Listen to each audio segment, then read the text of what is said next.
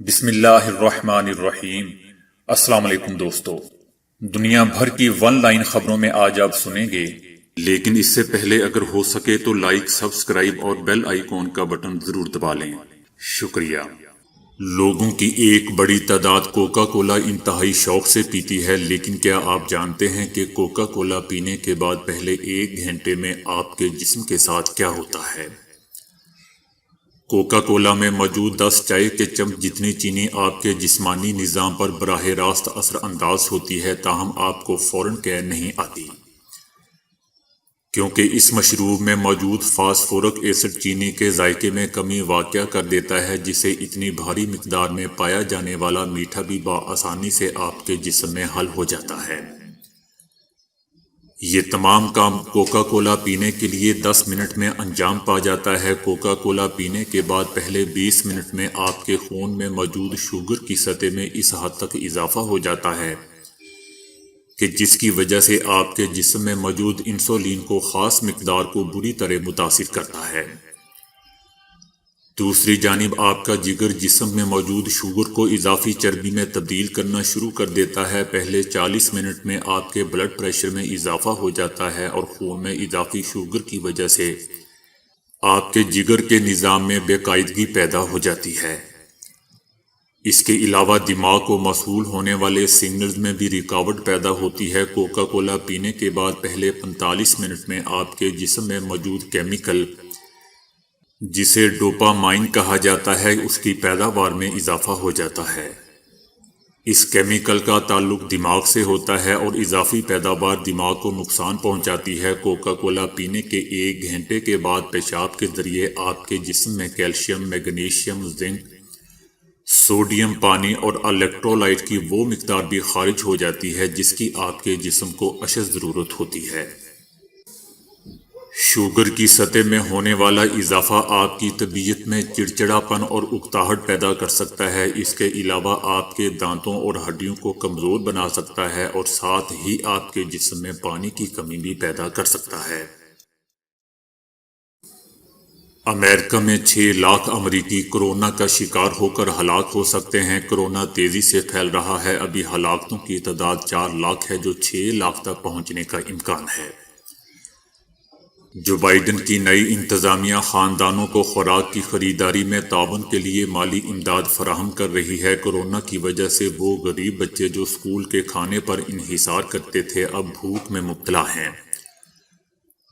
امریکی عوام انتظار کی متحمل نہیں ہو سکتی۔ ملک میں تیسرے دن بھی کورونا کے باعث 4000 سے زائد اموات ہوئی ہیں، جس کے بعد ہلاکتوں کی مجموعی تعداد 4,13,000 تک جا پہنچی ہے، جبکہ کورونا کے 2,48,00,000 مصدقہ کیس بھی سامنے آ چکے ہیں۔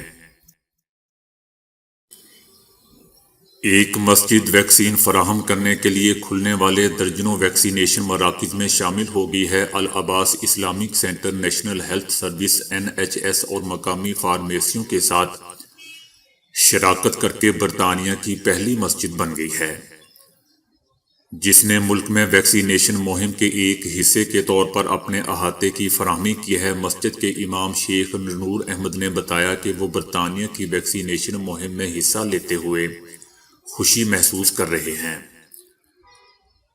انہوں نے کہا کہ یہ ہمارے لیے بہت کچھ ہے، اس نے ہمیں کورونا کے خلاف لڑائی میں حصہ لینے کا موقع فراہم کیا ہے۔ شیخ نور محمد نے کہا کہ یہ اقدام برطانیہ میں کچھ اقلیتی کمیونٹی میں کورونا کی ویکسینز کے بارے میں پھیلنے والی جعلی خبروں کا توڑ کرنے میں اہم ہے۔ امام مسجد نے کہا کہ یہ بہت اہم ہے کہ ہم اپنی برادری کی جانب کورونا کی ویکسین کے بارے میں ایک مضبوط اور مثبت سگنل بھیجیں۔ ان کا مزید کہنا تھا کہ کچھ مسلمانوں کا خیال ہے کہ کورونا کی ویکسینز کے اجزاء حلال نہیں ہیں۔ ہم یہ بتانے کی کوشش کر رہے ہیں کہ یہ سب جعلی خبریں ہیں، اور اس کا سب سے عملی طریقہ کار یہ ہے کہ اس ویکسین کو مسجد میں دیا جائے۔ یہ کمیونٹی کے اندر ایک مثالی جگہ ہے، ہم واقعی اس سے بہت خوش ہیں۔ جوہری ہتھیاروں پر پابندی کا پہلا تاریخی معاہدہ آج سے نافذ العمل ہو گیا ہے۔ پابندی کا معاہدہ نافذ ہونے کے بعد اب وہ عالمی قانون کا باقاعدہ حصہ بن چکا ہے۔ بنیادی طور پر اس معاہدے کا مقصد آئندہ مستقبل میں کسی بھی ملک کو ہیروشیما اور ناگاساکی جیسی صورتحال سے بچانا ہے، لیکن کیا ایسا عملاً ممکن ہوگا؟ تاحال یہ بہت ہی ایک اہم سوال ہے۔ جب اس معاہدے کو اقوام متحدہ کی جنرل اسمبلی نے منظور کیا تھا تو 120 سے زیادہ ممالک نے اس کی حمایت کی تھی۔ دلچسپ بات یہ ہے کہ اس وقت امریکہ، روس، برطانیہ، چائنا، فرانس اور نیٹو اتحاد سمیت دیگر نے اس کی مخالفت کی تھی۔ نیٹو اتحاد میں 30 سے زائد ممالک شامل ہیں۔ اس معاہدے کو جاپان کی بھی تائید حاصل نہیں ہو سکی تھی، حالانکہ وہ دنیا کا واحد ملک ہے جو اس کا نشانہ بنا تھا۔ معاہدے میں شریک ممالک پر ان ہتھیاروں کو رکھنے یا ان کے حصول کی کوشش کرنے پر پابندی ہوگی۔ معاہدے کے تحت ممالک کسی بھی قیمت پر کسی بھی وقت اس کی تیاری، ٹیسٹنگ، پیداوار اور اس میں پیش رفت نہیں کر سکیں گے۔ ان کے استعمال کی دھمکی بھی نہیں دی جا سکے گی۔ سوئٹزرلینڈ کی حکومت نے ووٹرز پر زور دیا ہے کہ 7 مارچ کو چہرے کا مکمل نقاب اور برقعے پر پابندی کے حوالے سے ہونے والے ریفرنڈم کو مسترد کرنے کے لیے ووٹ دیں، یعنی برقعے پر پابندی نہیں لگنی چاہیے۔ سوئس حکومت نے ووٹرز کو تجویز دی ہے کہ 7 مارچ کے ریفرنڈم کو مسترد کر دیں، کیونکہ اس طرح کی پابندی سے سیاحت کو متاثر کر سکتی ہے۔ حکومت نے اپنے بیان میں کہا ہے کہ سوئٹزرلینڈ میں بہت کم لوگ پورے چہرے کا نقاب کرتے ہیں۔ حکومت نے موقف اپنایا ہے کہ چہرے پر نقاب کرنے والی اکثر خواتین سیاح ہوتی ہیں اور ملک میں بہت کم وقت گزارتی ہیں۔ جنیوا جھیل کے اطراف سمیت وسطی سوئٹزرلینڈ سمیت دیگر مقامات میں مسلمان سیاحوں کی تعداد زیادہ ہوتی ہے، اور ان میں خاص کر عرب ممالک سے تعلق رکھنے والے سیاح ہوتے ہیں۔ اس سے قبل فرانس اور ڈنمارک نے ملک کی سیکولر روایت کو برقرار رکھنے اور خواتین کے خلاف امتیازی سلوک ختم کرنے کے لیے نقاب پر پابندی عائد کر چکے ہیں۔ سوئٹزرلینڈ کے سرکاری اعداد و شمار کے مطابق ملک کی کل آبادی 86 لاکھ ہے، جبکہ تقریباً 5% آبادی مسلمانوں پر مشتمل ہے۔ جنرل اسمبلی نے مختلف مذاہب کے ماننے والوں کے درمیان برداشت کو فروغ دے کر نفرت کے خاتمے اور مقدس مقامات کے تحفظ کی ایک قرارداد متفقہ طور پر منظور کی ہے۔ سعودی عرب کی اس قرارداد پر اس کے ساتھ مراکش، مصر، عراق، کویت، بحرین، عمان، متحدہ عرب امارات، یمن، سوڈان اور پاکستان بھی شامل تھے۔ یہ قرارداد دوستو ایک ایسے وقت میں منظور کی گئی ہے جب مذہبی مقامات اور عبادت گاہوں سمیت کلچرل سائٹس کو تخریب کاری سے نشانہ بنانے کے واقعات میں اضافہ ہوا ہے۔ اس کے ذریعے مقامات مقدسہ کو پرتشدد کارروائیوں اور نفرت کا نشانہ بنانے سے محفوظ رکھا جا سکے گا۔ ششی تھرور نے اینکر گوسوامی کی لیک چیٹس کے معاملے کی تحقیقات کا مطالبہ کر دیا ہے۔ ششی تھرور نے مطالبہ کیا ہے کہ تحقیق کریں کہ کیسے ایک بھارتی قوم پرست 40 جوانوں کی موت پر کہتا ہے کہ ہم جیت گئے ہیں۔ عسکری راز کاروباری مقاصد کے لیے ایک ٹی وی چینل کو لیک کرنے پر تحقیقات ہونی چاہیے۔ بھارتی وزیر اعظم نریندر مودی نے 40 بھارتی جوانوں کی باڈیز کو سیاست کے لیے استعمال کیا ہے۔ گوسوامی کو بھارت میں اعلیٰ ترین سطح پر ہونے والے فیصلوں کا علم تھا۔ گوسوامی نہ صرف بالا کوٹ بلکہ آرٹیکل 370 کے خاتمے سے بھی آگاہ تھا۔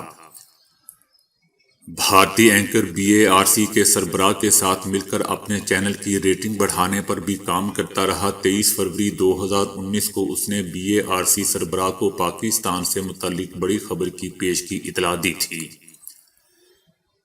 گوسوامی نے بتایا تھا کہ پاکستان کے خلاف معمول سے بڑی کارروائی ہوگی۔ اسے پتہ تھا کہ مقبوضہ وادی میں معمول سے ہٹ کر کچھ بڑا ہونے والا ہے۔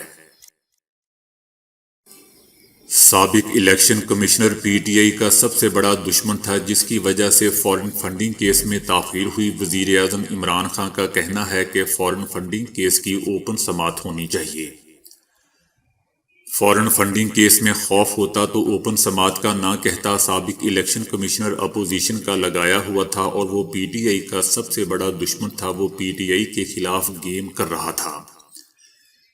اس لیے کیس میں تاخیر ہوئی۔ پی ٹی آئی کے خلاف فارن فنڈنگ کیس بدنیتی پر مبنی ہے۔ وزیر اعظم کا مزید کہنا ہے کہ براڈ شیٹ پر ہمارا کوئی لینا دینا نہیں ہے، بلکہ جنرل مشرف نے NRO دیا تھا۔ ان کا کہنا تھا کہ براڈ شیٹ معاملے پر انکوائری کمیٹی فیصلہ کرے گی۔ کمیٹی فیصلہ کرے گی براڈ شیٹ معاملہ کیسے حل کیا جائے گا۔ پاکستانی لوگ ہر سال 554 ارب روپے خیراتی اداروں کو دے دیتے ہیں، جبکہ 26% پاکستانی نہیں جانتے کہ ان کی دی ہوئی خیراتی رقم کہاں استعمال ہو رہی ہے۔ خیراتی رقم کے درست استعمال کے لیے قوانین پر عمل درآمد ضروری ہے۔ نیکٹا کی ویب سائٹ پر قانون پر عمل کرنے والے خیراتی اداروں کی فہرست موجود ہے۔ شہری اس سے استفادہ کر سکتے ہیں۔ ادبی اور دیگر سرگرمیوں کے ذریعے شہریوں میں درست اداروں کو رقم خیرات کرنے کے لیے بھی آگاہی دی جا رہی ہے۔ مولانا فضل الرحمان کو جمعیت علماء اسلام کا نام استعمال کرنے سے روکنے کی درخواست دائر کی گئی ہے۔ جمعیت علماء اسلام سے نکالے جانے والے رکن شجاع ملک نے الیکشن کمیشن میں JUI کے نام کے حوالے سے نظر ثانی درخواست دائر کی ہے، جس میں کہا گیا ہے کہ الیکشن کمیشن جمعیت علماء اسلام کے نام کی رجسٹریشن کے حوالے سے اپنے فیصلے پر نظر ثانی کرے۔ الیکشن کمیشن نے اپنے گزشتہ فیصلے میں جمعیت علماء اسلام فضل الرحمان گروپ کو جمعیت علماء اسلام کا نام استعمال کرنے کی اجازت دی تھی، لہذا اب مولانا فضل الرحمان گروپ کو جمعیت علماء اسلام کا نام استعمال کرنے سے روکا جائے۔ سابق صدر ٹرمپ کے حامیوں کی چڑھائی نے سابق صدر کی مشکلات بڑھا دی ہیں۔ 3 بینکوں نے سابق صدر ٹرمپ کے اکاؤنٹس بند کر دیے ہیں۔ یہ کارروائی امریکی پارلیمنٹ پر 6 جنوری کو ان کے حامیوں کے حملے کے بعد کی گئی۔ سابق صدر ٹرمپ کے یونائٹڈ بینک میں 2 منی مارکیٹ اکاؤنٹس تھے، جن کی مالیت 51 لاکھ سے $2.5 کروڑ کے درمیان ہے۔ سگنیچر اور ڈوچے بینک بھی اعلان کر چکے ہیں کہ وہ سابق صدر ٹرمپ کے ساتھ مستقبل میں کوئی کاروبار نہیں کریں گے۔ بھارتی ریاست آندھرا پردیش میں پر اسرار بیماری تیزی سے پھیلنے لگی ہے، جس سے اب تک سینکڑوں شہری متاثر ہو چکے ہیں۔ آندھرا پردیش کے محکمہ صحت کے اعلیٰ حکام اور میڈیکل اینڈ ہیلتھ سیکرٹری کو بھی متاثرہ علاقوں میں بھیجا گیا ہے۔